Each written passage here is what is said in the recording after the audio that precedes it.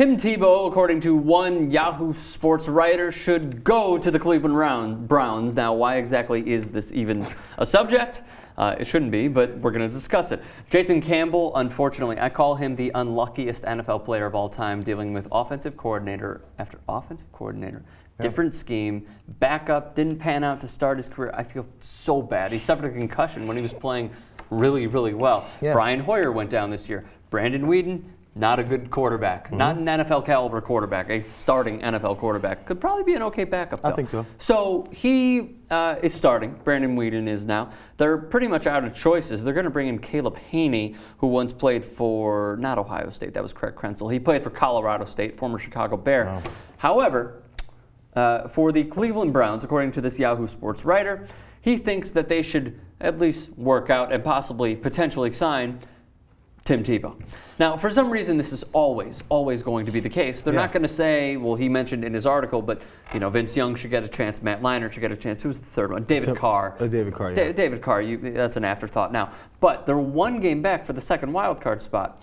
Should they sign the legendary backup quarterback of a 9-7 record, Tim Tebow? Okay, the problem came in this article when he decided, well, he brought up 3 quarterbacks that have been starters in the league, and they just didn't pan out. And compared him to Tim Tebow, who apparently has been a starter in this league and panned out so well that he got a roster spot on the, no, he didn't get a roster spot on the Patriots this season.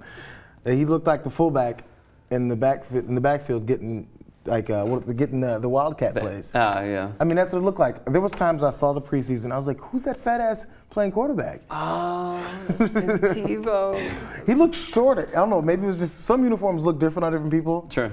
But the, when you the Broncos jersey looked bigger than the Patriots jersey? He looked short and fat. But we all know he's not short and fat. Well, he's not short and fat. Right. Yeah, but it's something weird. I would glance, I go, because maybe you're seeing Tom Brady because he's skinny back there. I don't know, but it looked really weird. Brady's tall. Yeah. I mean, he's like a good 6'5". So you're used to seeing that. So when you see this jersey and this uniform, you're like, who's that chunky? Who's this guy? So it doesn't matter. But the thing is he brings up, David Carr, brings up Matt Leinart, and brings up Vince Young.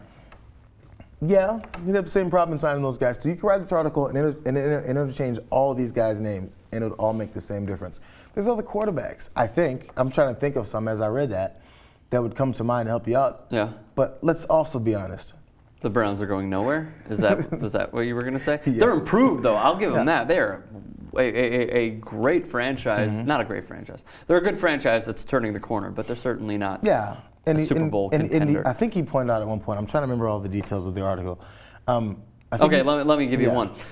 One playoff win, which is more than Cleveland has had since 1999. That was one of his cases. I'll read you a quick quote from Sean Hendrick, if we could pull that up. The Tebow quote: "If the plan for the Browns now is to look forward to 2014, then they by all means should start Weeden from here on out. I almost worry that the Browns could lose to the now confident Jaguars in Week 13. Had no idea they were confident if Weeden is running the show for Cleveland. But if the Browns are planning on making one last change for a spot in postseason, a proven winner, like Tebow, would give the Browns more of a chance than Weeden ever could." He was 9-7.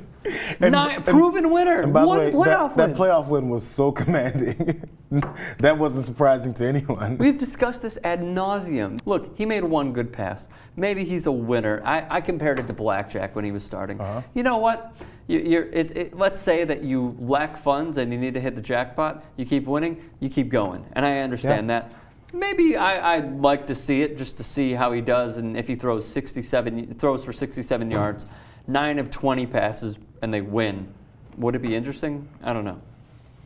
First off, it's not going to happen. But the thing is, this is what I want Tim Tebow to do, because I don't dislike Tim Tebow. I don't hate him. Some people are like, oh, that Bible-thumping Christian. And it's some people dislike him for that. Some people dislike him because of the extreme hype that still hasn't panned out. But sometimes guys like this still buy into it.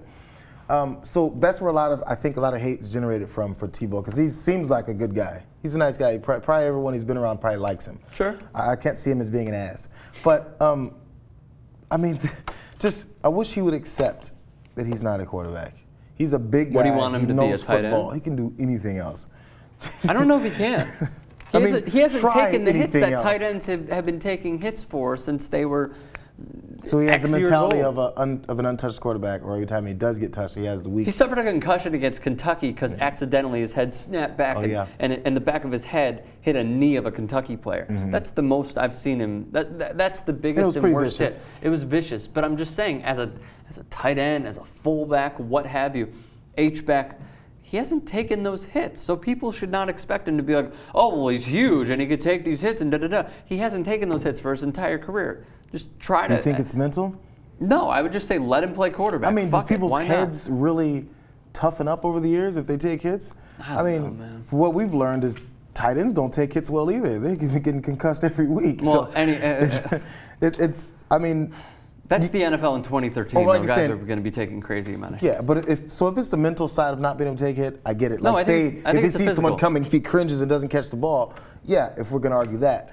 But that would just be the mental side of being able to go over the middle and take a hit. But, I mean, I don't think he's any softer. His brain is any softer than anyone else's.